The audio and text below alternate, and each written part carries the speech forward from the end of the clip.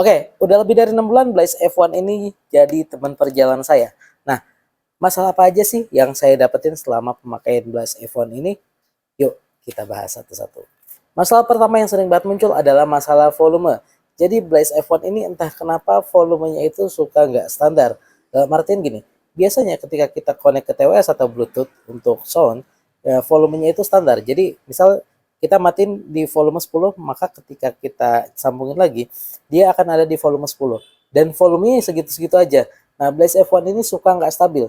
Jadi misal saya pakai untuk perjalanan, saya dengerin musik, lalu saya matikan, taruh di volume 20%. Nah, besoknya saya pakai lagi, saya sambungin, volumenya tetap sama 20%. Tapi ketika saya dengar musik, itu volumenya jauh lebih kencang dari hari sebelumnya.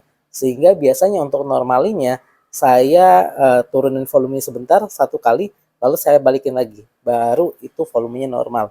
Dan itu sering banget kejadian.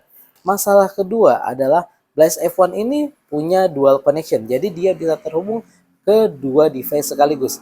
Nah, masalahnya di Blaze F1, ketika terhubung di dua device, device yang satu itu bisa intercept atau bisa bypass ketika device yang satu lagi dipakai.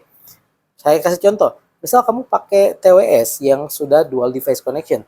Nah, ketika itu terkoneksi dengan device yang dua device, misal saya pakai nih buat nonton video di laptop saya, lalu itu terhubung juga sama HP saya, maka ketika HP saya masuk ada notifikasi, biasanya videonya nggak terputus atau videonya terputus sebentar, lalu ketika notifikasinya selesai, videonya nyala lagi.